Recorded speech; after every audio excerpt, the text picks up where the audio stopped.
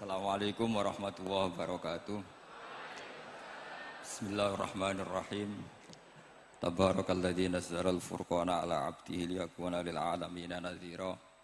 Allahumma shalli wa sallim ala sayyidina Maulana Muhammadin wa ala alihi wa sahbihi asma'in amma ba'du. Yang sangat saya hormati Rektor Tribakti Kiai Haji Abdul Kafabi, semua keluarga Lirboyo, semua yang hadir yang saya hormati. Ini tadi saya diajari doa maksa Tuhan. Saya punya sanad yang mungkin lebih keren. Jadi ada seorang Arabi berdoa di Raudhah. Ya Allah, jika engkau jadikan orang soleh, maka yang senang adalah kekasihmu. Jika engkau menjadikan saya orang fasik, maka yang senang musuhmu, yaitu iblis. Tinggal jenengan mau nyenangkan kekasihmu apa musuhmu. Akhirnya ada hatif, ya sudah, soleh saja soleh, doa kok gitu. Artinya kalau seseorang soleh yang suka siapa?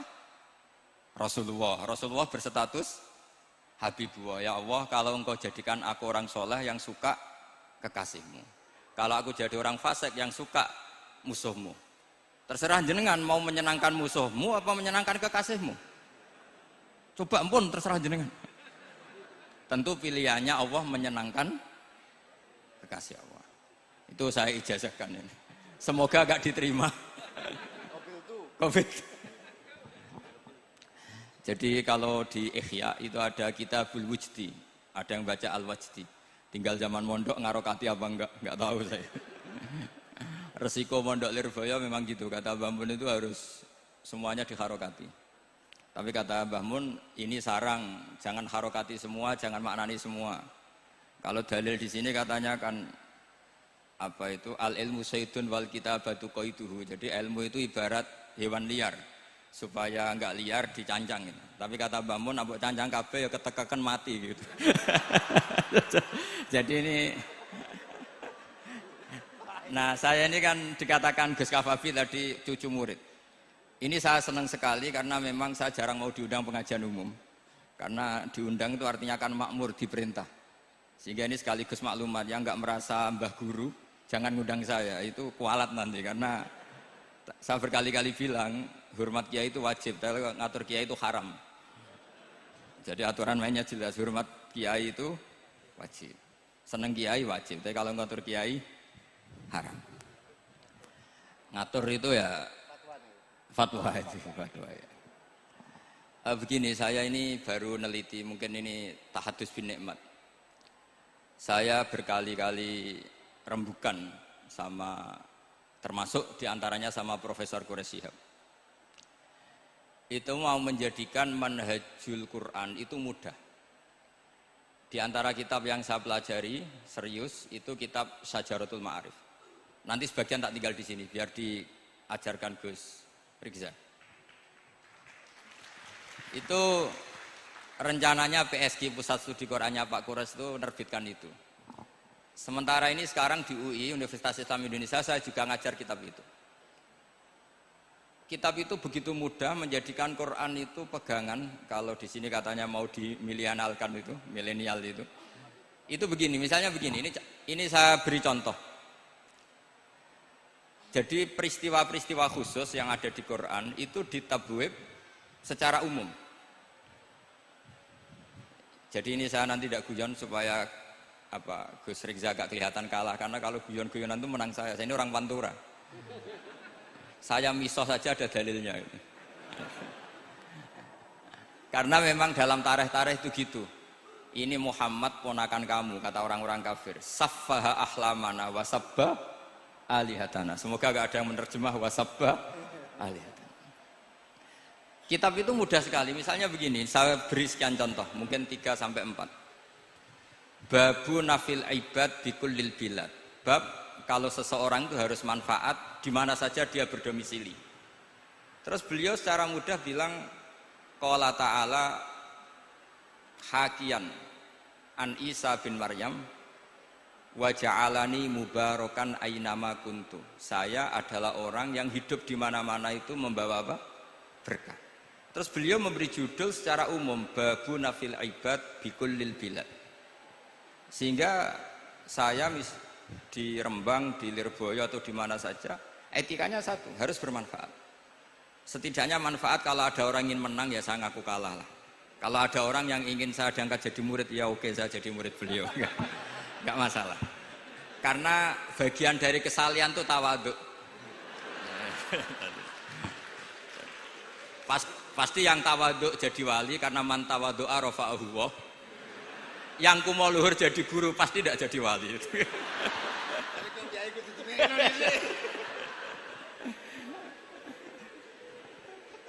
Terus ada bab yang sesuai dalam konteks Indonesia.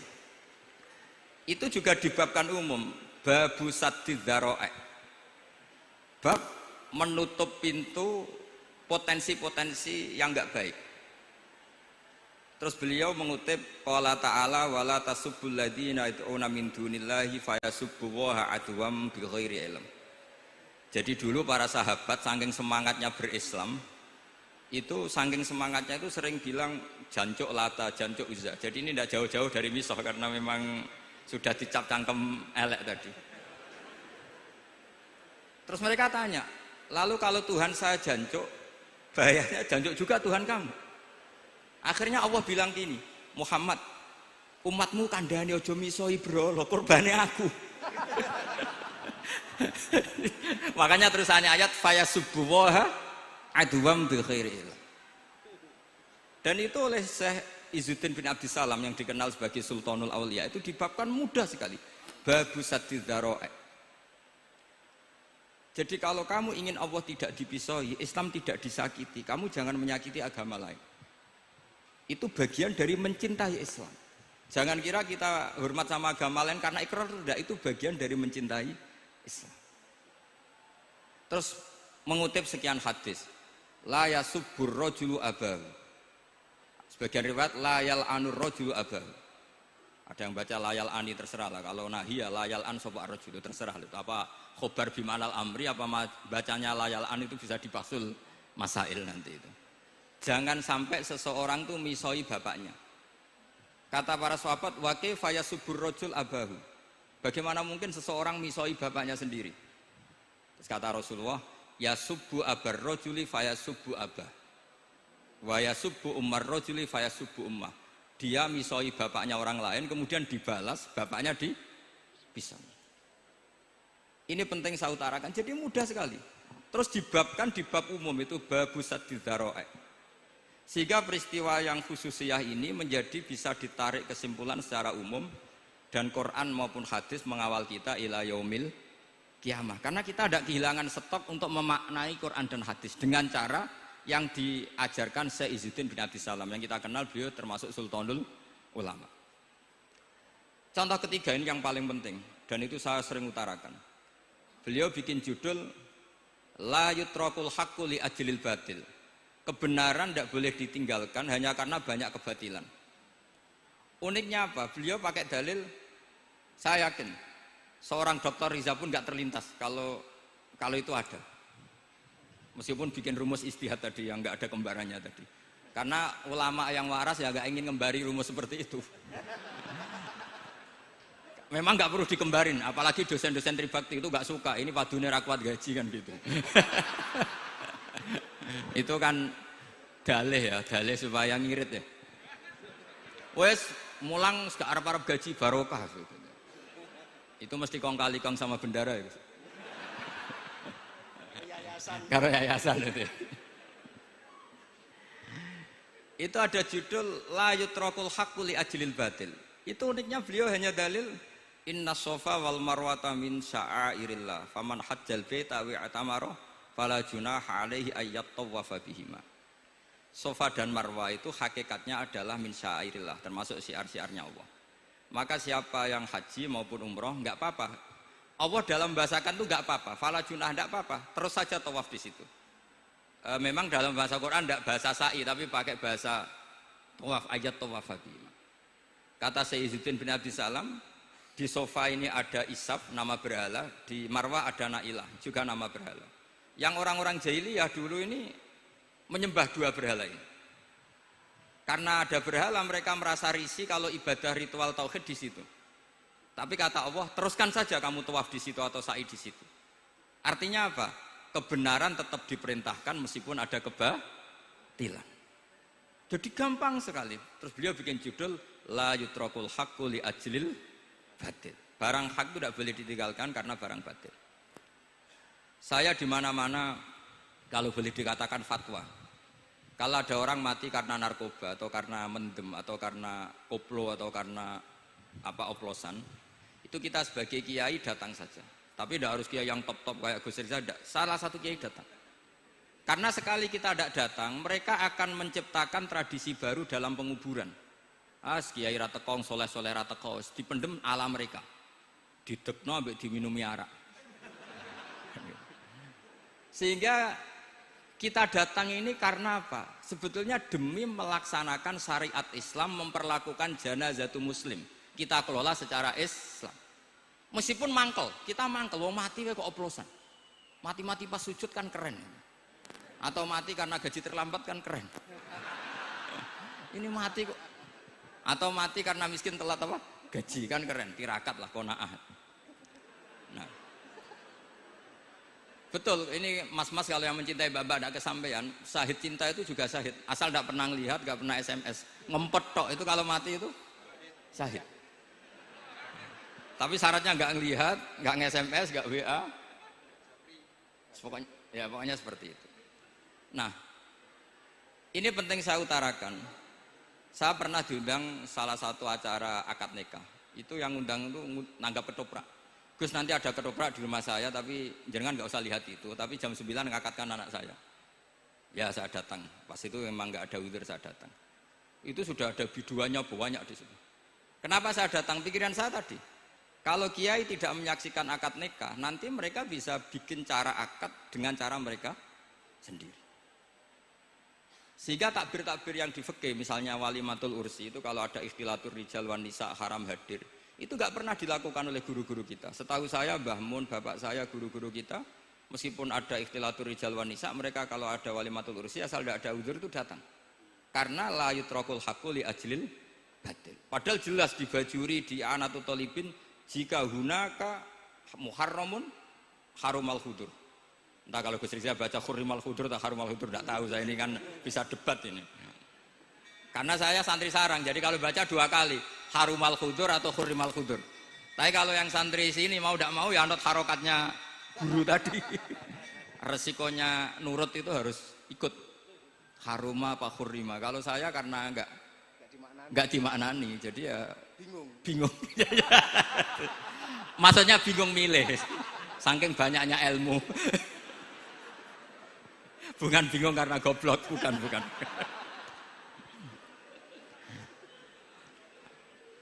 Ini penting saya utarakan. Jadi judul itu penting sekali. La yutrakul haqqu li ajlil batil.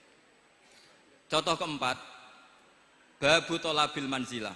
Seorang yang terpercaya itu boleh cari pangkat di pemerintahan. Beliau dalilnya gampang sekali. Yusuf ketika merasa mampu mengendalikan ekonomi, ketahanan pangan zaman itu, beliau matur ke Aziz, ke penguasa Mesir, qala ja'alni ala khazainil ardh. Jadikan saya sebagai pengelola hasil bumi. Ini hafizun alim, saya ini orang terpercaya, saya ini orang yang pinter. Maka ngaku pinter itu boleh asal pinter betul. Karena Nabi Yusuf bilang ini hafizun alim. Ini sudah 4, sampai berapa? 7 sampai 7. 5 aja nanti ilmunya habis. Jadi saya mohon nanti kitab itu saya tinggal 1, tolong dipelajari teman-teman supaya ada cara mudah. Dan kitab itu pernah dibaca Syekhina Kiai Maimun di Sarang. Pernah tak bawa ke Jakarta, saya diskusikan dengan Pak Profesor Quraisy Shihab. Terus sekarang juga dalam proses diterjemah. Tapi saya mohon ini yang nggak penting, terjemahnya itu nggak penting sebenarnya. Ini anak-anak Lirboyo kan bisa ngartikan sendiri, bukan sekedar terjemah tapi ngartikan sendiri. Itu unik, cara memahami itu unik sekali dan mudah. Jadi setiap peristiwa khusus itu diberi judul umum. Nah barokahnya judul umum ini Quran itu menjadi ngawal kita ila yaumil qiyamah. Tapi kalau itu kamu anggap ini peristiwa Yusuf, ini peristiwa Yakub, peristiwa Ibrahim, maka seakan-akan Quran itu tidak untuk kita. Makanya tadi, misalnya wala tasubul ladina dibabkan babu saddid dzara'i. Itu semudah itu, segampang itu. Sehingga dalam kitab Minhajul Abidin diterangkan ada seorang wali yang takut dosa karena banyak perempuan cantik yang pakai celana pendek, banyak bulat lah di dunia itu.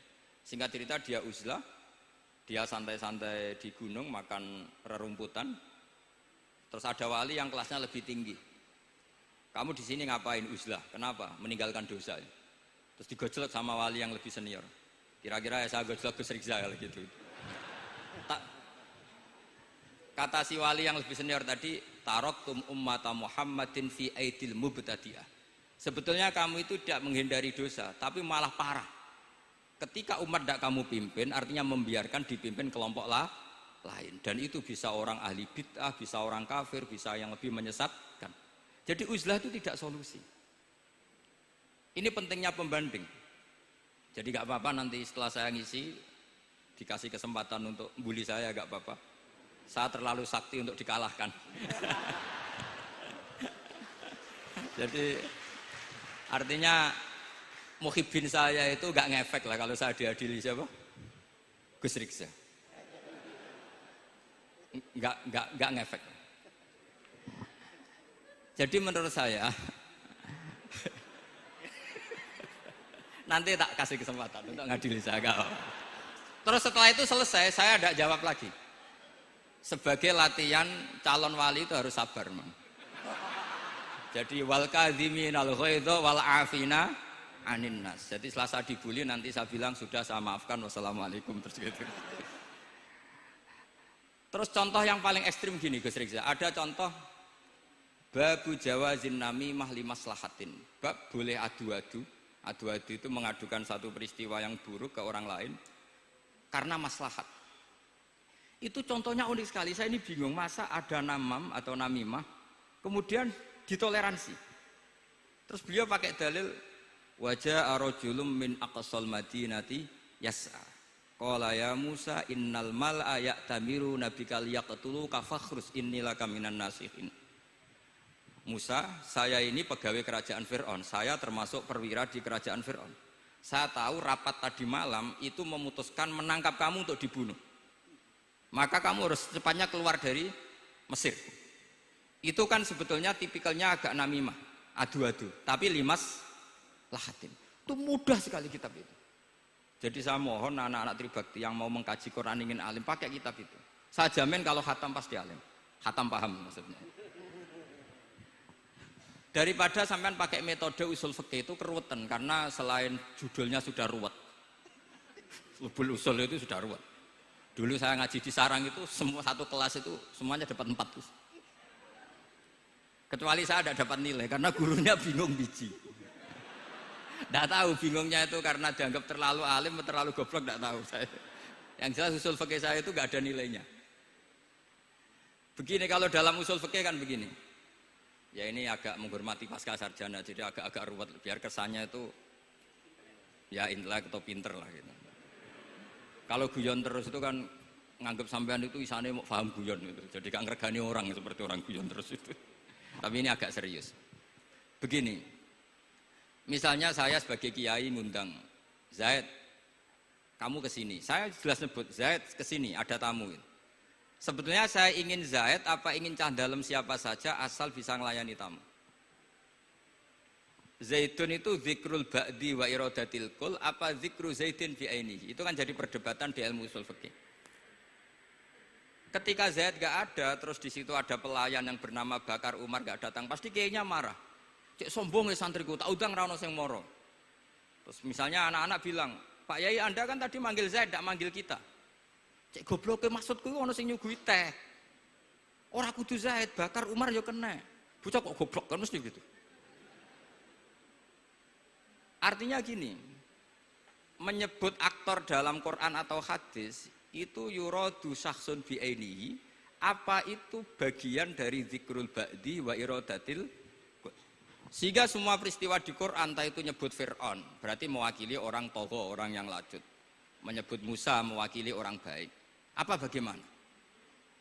Itu jadi perdebatan. Lah itu di kitab usul fikih itu penjelasannya ruwet sekali. Sehingga mungkin misalnya begini dalam satu kaidah usul fikih. Hormati tamu yang datang ke saya, siapa saja. Setelah itu saya ralat, hormati Zaid jika datang bertamu ke saya. Dalam usul fikih itu potensi Zaid ini menjadi mukhassis, berarti siapa saja menjadi batal karena ditaksis kata Zaid. Ada potensinya begini, siapa saja tetap berlaku, dan kiai menyebut Zaid adalah zikru ba'di afrodi dzalikal kulli, menyebut individu dari kuliah yang masuk. Jadi tetap hormati tamu siapa saja. Yang termasuk siapa saja adalah Zaid. Apa siapa saja tidak menjadi hukum karena terganti hanya khusus Zaid. Itu jadi perdebatan di perdebatan usul fikih. Jadi terlalu ruwet. Tapi kalau di kitab tadi yang Syajaratul Ma'arif karangannya Izzuddin bin Abdissalam, itu gampang sekali. Saya baca itu min awali hatta akhir itu tidak ada yang iskal, gampang sekali, mudah sekali. Karena tadi mungkin dikarang ahlinya dan dibaca oleh ahlinya, jadi gampang sekali ini. Jadi semudah itu, istidlal itu gampang sekali. Ya saya ulang lagi tadi, karena ditulis orang ahli dan dibaca oleh orang ahli. Tapi saya pastikan kitab itu tuh mudah sekali. Kenapa saya menyarankan begitu? Karena begini, sekarang tuh banyak orang menafsirkan Quran karena hanya melihat terjemah atau dengar-dengar dari orang lain. Sementara kita yang gudangnya, kita ya semua lah santri sarang Lirboyo semua, itu tidak mau memulai. Andai kan kita mau memulai, maka kita akan tahu apakah zikrus syek itu menjadi takyin, harus itu, atau zikrus syek itu zikrul ba'di wa iradatil kul. Saya beri contoh masalah hukum fikih, karena ini bidang saya. Saya dulu ketika muda sering makili Anwar Musyawarah di Lirboyo. Dulu yang makili Lirboyo Gus Isom, Gus Rizal belum musuh saya dulu, belum musuh saya dulu. Jadi kalau musuhi saya itu terlambat, saya sudah sufi, sudah agak ahli fikih, sudah pensiun, bukan karena sudah bodoh, tapi sudah ben diurusi sing nom-nom gitu. Sudah makam saya sudah ndak itu sudah. Ndak tahu entah makam saya dari mana, ndak tahu saya. Misalnya begini, saya beri contoh. Di antara yang enggak boleh dalam pernikahan adalah wa antajma'u bainal ukhtain. Menikahi mbaknya plus adiknya, fi nikahin wahid, tahta rajulin wahid. Jadi enggak boleh mempoligami mbak bersama adiknya. Kalau kita percaya zahirun nas, maka yang haram hanyalah wayoh atau berpoligami mbak dan adik. Dan itu bahaya kalau Anda memahami seperti itu. Zaman Rasulullah Sugeng ngendikan ditambahi satu tok sama Nabi. Wala benal mar'ati wa ammatiha wala benal mar'ati wa kholatiha. Itu kalau orang Jawa kan satu, karena bulik dan bude. Orang Jawa itu sama, dari bapak ya bulik, dari ibu juga bulik. Tapi kalau orang Arab bilang min jihatil ab disebut ammah, min jihatil dikatakan kholah. Nabi zaman Sugeng itu hanya nambah itu tok. Juga agak boleh menikahi ponaan plus buliknya atau menikahi buliknya plus ponaannya. Kemudian oleh ulama fikih ditambahi satu kaidah. Dua perempuan yang kalau saja laufurido itu kalau saja diandekan yang satu lelaki tidak boleh nikah, maka orang ini tidak boleh dijamu dikumpulkan tahta rajulin wahid. Berarti memasukkan siapa saja? Mbah dan cucunya, perempuan dan buliknya, perempuan dan saudaranya.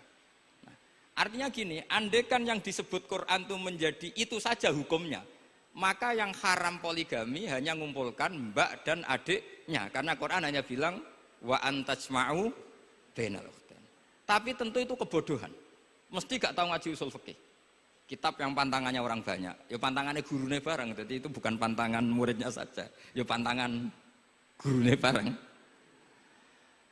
Akhirnya apa? Itu kita analisis bahwa ini mimbabi dzikril ba'di wa iradatil kul. Mungkin ada ulama yang era Imam Syafi'i meredaksikan wa antajma'u bainal ukhtain ibaratun anil jam'i bainal mahromen. Apapun itu, tetap ukhtain di sini itu satu percontohan mengumpulkan dua perempuan yang ada hubungan mahram, entah karena saudara kandung atau bulik bude atau mbah sama cucu. Lalu pertanyaannya, kenapa Quran tidak menyebutkan mbah dan cucu? Kebayang nggak misalnya Gus Rizza nikah orang perempuan cantik umur 25 plus mbahnya umur 70 tahun? Nggak mau membayangkan. Katanya tidak mau membayangkan. Artinya gini, orang waras itu tidak akan melakukan seperti itu, maka nggak perlu dilarang. Tapi nak rabi bae suwe-suwe gedon jebule ayu adi itu banyak. Terus dongano bae mati itu banyak itu mungkin. Sehingga yang potensi bahaya itu wa antas mau penal ukten. Karena yang potensi nakal itu ya itu tadi. Ro nambake luwe ayu rabi adike, semoga kalau sedang keluarga orang lain ceraikanlah. Tungone maksa. Tungone maksa niku wae.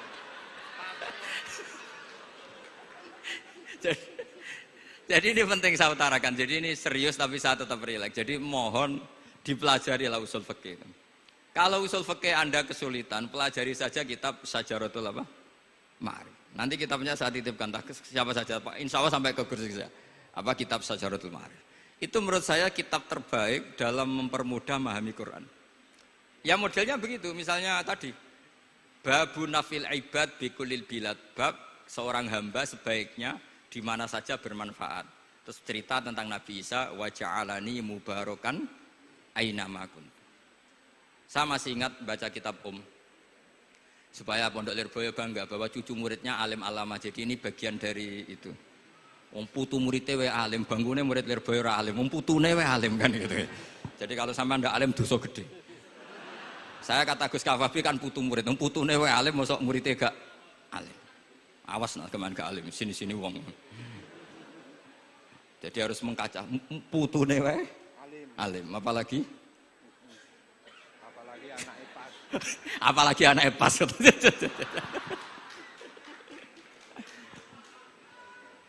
Jadi tadi sampai mana Gus? Lupa ya. Sampai adik ayu. Aji ayu. Mbake sing ayu. Ditungakno tadi. Ya ditungane bentang mati adike oleh mbake. Tapi adike mati Gus. Saya teruskan lagi ya. Jadi kalau saya masih ingat baca kitab karangannya Imam Syafi'i dalam tema yang mirip ini. Ketika beliau ditanya, boleh ndak seorang lelaki uzubah tidak nikah? Waqat qala Rasulullah sallallahu alaihi wasallam andeka sunnati faman rohiba an sunnati falaysa minni. Itu kata Imam Syafi'i. Ya kalau dia tidak nikah karena benci sunnah Rasulullah itu buruk. Tapi kalau karena takdir dia tidak suka nikah atau enggak payu rabi ya enggak apa-apa. Terus Imam Syafi'i ditanya, apa dalilnya? Jawabnya Imam Syafi'i itu rileks sekali. Inna wa ta'ala dzakara abdan sholihan wa wasofa bi annahu hasur. Terus beliau baca ayat wasayyidaw wa hasura wa nabiyyam minas sholihin. Allah itu menyebut sekian hambanya yang soleh. Dan di antara hambanya yang soleh itu berstatus hasur, orang yang tidak nikah. Artinya tidak nikah itu bukan mengganggu kesalehan. Maka uzubah itu halal. Semudah itu dulu orang memahami Quran. Kok sekarang jadi sulit itu salah gurunya apa salah muridnya? Salah semua. Jadi ini cobalah di apa ya, saya memang ingin supaya Pondok Lirboyo itu mudah sekali paham Quran. Saya ini termasuk heran ya, kenapa saya yang ngomong tafsir itu menurut saya biasa saja sama. Tapi saya kata orang banyak itu sudah mufassir. Kenapa saya ngomong biasa saja? Karena ya tadi dengan perangkat-perangkat ilmu kayak usul fikih, kayak fikih sendiri, termasuk kitab Syajarut, memang memahami Quran itu gampang. Wong kafir saja bisa paham dulu. Umar ketika paham Quran itu belum mondok Lirboyo. Masih kafir. Enggak pernah jadi mustahik. Apalagi wakil rektor, enggak pernah. Tapi ketika adiknya Fatimah baca Quran, Toha ma anzalna alaikal Qur'ana litashqa illa tazkirata limai, itu dia paham dan menjadi masuk Islam. Itu coba fahamnya itu sama ngajinya dulu mana? Dulu fahamnya karena Quran itu muyassar, mudah. Pernah ada seorang ustadz yang mungkin kalau sekarang agak ekstrim lah. Sama enggak usah bilang cingkrang, enggak usah, pokoknya agak ekstrim ini. Kamu kok senengannya nuduh orang gitu. Sampai saya kadang ketularan, saya ini orang baik gak suka nuduh orang gitu. Itu ada orang yang agak ekstrim itu, datang ke Harun ar-Rasyid. Ya Amirul Mukminin gitu. Inni nasihun laka famusaddidun alaika. Fala tajidanna alayya fi nafsika syai'an. Saya ini orang baik-baik, ingin nasihati jenengan, cuma saya agak kasar. Musaddid itu agak kasar. Dalam bahasa Arab musaddid siddah itu kasar. Kasar atau tegas, kasar lah. Dalam konteks ini maknanya kasar. Fala tajidanna alayya fi nafsika syai'an. Mohon jangan dimasukkan hati. Apa kata Harun Rasyid? Ngendikan itu mudah sekali dan itu sangat Qur'ani. Kata Harun ar-Rasyid, uskut ya Ustad. Sebagian riwayat uskut ya jahil. Hei orang bodoh, kamu diam. Inna Allaha ta'ala ba'atha man huwa khairun minka ila man huwa syarrun minni. Wa ma'adzalika qala ta'ala faqula lahu qawlan layyinan la'allahu yatadzakkaru aw yakhsha. Kamu diam hei Ustadz bodoh. Allah Ta'ala itu mengutus orang yang lebih baik ketimbang kamu, yaitu Nabi Musa, ke orang yang lebih buruk ketimbang saya, yaitu Fir'aun. Itu saja harus beretika. Faqula lahu qawlan layyinan. Kok kamu sama-sama muslim mau main kasar sama saya? Kitabnya mana? Kira-kira seperti itu. Akhirnya Ustadz tadi, ternyata jenengan lebih alim, mboten sios. Semudah itu orang memahami Quran. Inna wa ta'ala qad ba'asa man huwa khairun minka ila man huwa syarrun minni. Fa inna wa ta'ala ba'asa Musa. Wa Musa tentu lebih mulia ketimbang Ustadz ini. Ila man huwa syarrun minni. Saelek-elek Harun Rasyid itu jelek Fir'aun. Musa yang Rasul yang orang sangat baik diutus ke orang yang sangat buruk yaitu Fir'aun. Itu saja beretika faqula lahu qaulal layyin. Harus sopan. Jadi kayak apa? Saya bayangkan kayak apa bahagianya kita kalau melihat santri-santri ini memahami Quran seperti ini itu kan mudah. Mudah, nggak perlu dokter, bisa, juga perlu. Bisa, maksudnya bisa. Nggak perlu dapat honoris causa dari apa tadi? Profesor cangkem elek tadi. Profesor bidang cangkem elek. Jadi karena Quran itu dalil, kata Ibnu Abbas, Al-Quran dalil. Dalil itu mudah ditaklukkan. Dibawa kemana saja itu bisa. Nah, ini yang terakhir, khasnya NU itu wasilah. Ini terakhir, nanti setelah ini selesai. Tapi saya mohon MC atau moderator atau siapa lah ngasih waktu Gus Rizal untuk bully saya. Dan saya jamin tidak tak balas. Tidak tak balas dan saya latihan legowo. Legowo tadi wal afina aninas. Sudah itu kata Rasulullah kan gitu, orang yang meninggalkan debat padahal dia benar, banallahu baitan fi rabbil jannah. Jadi sudah saya ingin masuk surga lah, tidak usah repot-repot berdebat. Wasilah misalnya Gus Kafabi niru Mbah Makhros atau Mbah Mun niru Mbah Karim niru Mbah Khalil Bangkalan sampai guru-gurunya. Karena zuriyatam ba'duha min ba'd. Saya juga alhamdulillah kemarin 3 bulan yang lalu, 4 bulan yang lalu Pak Said itu nyari nasabnya di Kudus. Kebetulan beliau sudah dengar-dengar kalau saudaranya Mbah Sahal. Mbah Sahal itu sepupunya Mbah saya, nyari-nyari ketemu. Ketemu beliau senang sekali. Cuma terakhir tanya saya, Gus saya dengan kamu tua mana? Tua saya, buyut kamu adik buyut saya kata saya. Nyai Fadilah itu saudaranya buyut saya, Mbah Maksum buyut saya ini. Yang di Pondok Damaran, saya sampai sekarang masih ngajar di Pondok Damaran, belakangnya Masjid Menoro itu. Mbah Mun pernah cerita gini, orang itu banyak yang anti wasilah. Wasilah itu ya niru guru, gurunya guru. Langsung niru Kanjeng Nabi. Atau langsung niru pangeran kan. Itu Mbah Mun, saya masih ingat betul dalilnya mau ihdinas siratal mustaqim siratal ladzina an'amta 'alaihim. Jalan yang lurus adalah mengikuti orang-orang yang telah engkau beri nikmat. Kenapa Allah tidak ngendikan siratoka jalan kamu, jalan engkau? Allah itu tidak makan. Bagaimana cara kita niru Allah makan? Wong Allah tidak makan. Allah tidak tidur. Bagaimana kita niru Allah tidur? Fa inna Allaha la ya'kulu wa la yanam wa la yashrab. Nah, niru itu ya orang, kata Bamun, karena manusia itu hadis, Allah itu qadim. Jadi tidak ada hubungannya barang hadis dan barang qadim. Jika kalau ingin niru ya niru manusia. Manusia itu siapa? Ya tentu masternya Rasulullah. Tapi kan walau lala ulama lama arafnal anbiya. Tanpa ulama kita tidak tahu Nabi melakukan apa karena ini butuh sanad. Masyhur itu walau la murabbi lama arafna rabbi. Tanpa murabbi kita tidak tahu rabbi. Nah, ini penting saya utarakan sehingga di Quran itu setiap orang baik itu disebutkan orang-orang baik itu siapa? Ulaika alladzina an'ama Allahu 'alaihim minan nabiyina min dzurriyyati Adam wa mimman hamalna ma'anu wa min dzurriyyati Ibrahim wa Israila wa mimman hadaina wajtabaina. Selalu orang baik itu diceritakan orangnya dan ngikuti orang juga. Ulaika alladzina hadahum wa fa bihudahum muqtadi. Kenapa? Karena kita tidak bisa niru Allah, karena Allah itu tidak makan, tidak minum, tidak tidur. Tentu tidak nikah. Tapi sekarang orang tuh geger, wanut guru-guru ra mesti bener. Sing marai kaidah nak guru ra mesti bener tuh kita. Kita setiap ngajar di Lirboyo di Sarang bilang selain Rasulullah Muhammad tuh tidak maksum. Jadi mereka ketinggalan kalau ngomong kiai ra mesti bener. Tahu kita mulai kecil diajarin selain Nabi kok ora maksum. Dekne ro ilmu anyaran kok ngandani sing mulai bayi alim itu kan lucu. Kita mulai dulu tahu selain Nabi itu tidak maksum. Kok malah dikandani kiai tidak mesti bener, kenapa diikutin? Udah tahu kalau kiai tidak mesti bener. Cuma kalau kiai tidak mesti bener, nak kue mesti ra bener. Lagi-lagi gerakan cangkem elek kan gitu. Kalau kiai itu hanya mungkin tidak bener, kalau kamu mesti tidak bener. Ini penting saya utarakan sehingga mudah sekali. Apa dalilnya wasilah? Ya kita jawab saja. Ihdinas siratal mustaqim, siratal ladzina an'amta alaihim. Semudah itu Quran dipahami ahlinya. Tapi sekarang kok memahami Quran jadi sulit. Saya menjadi tidak tahu.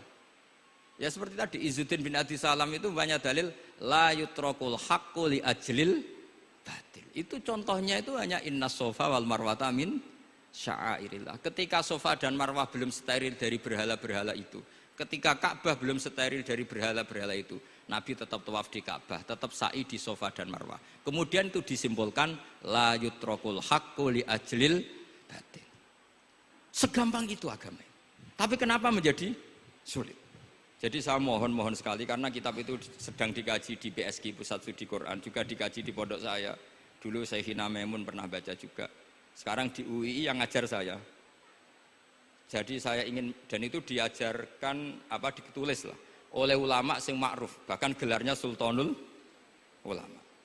Dalam kasofnya Sayyid Abil Hasan Asyadzili, dalam kasuf beliau mengatakan, saya pas kasuf dengar satu suara, satu hatif, ya Ali, ma'ala wajil ardi, tidak ada di muka bumi ini kajian fikih sing abha, yang lebih bersinar, yang lebih moncer ketimbang kajian Izzuddin bin Abdi Salam. Dan tidak ada kajian ilmu hadis mengalahkan kajian Abdul Azim Al-Mundhiri yang ngarang At-Targhib itu. Era Sayyid Abil Hasan Asyadzili. Dan tidak ada kajian ilmu hakikat sing abha min majlisika. Dan alhamdulillah kita punya kitab itu, Qawaidul Ahkam, Syajaratul Ma'arif, Izzuddin bin Abdis Salam. Juga kita punya kitab Abdul Azim Al-Mundhiri karena kita pakai At-Targhib At-Targhib itu mukhtasornya Muslim juga. Dan tentu kita juga punya Abul Hasan Asyadzili karena kita rata-rata ngaji hikam, kita tahu hikam adalah muridnya Abdul Abbas Al-Mursi dan beliau adalah muridnya Abul Hasan Asyadzili. Sehingga kita insya Allah ngalami dzurriyatam ba'duha min ba'd. Baik dzurriyah nasabiyah maupun dzurriyah sababiyah. Kayak saya tadi dikatakan Gus Kawabi, putu Lirboyo karena Mbah Mun ngaji di Lirboyo. Dan saya bangga karena bisa bully jenengan semua, nak putune wae alim apa meneh anake. Mun sepakat iki, nak putune wae alim apa meneh anake. Pun assalamualaikum warahmatullahi wabarakatuh.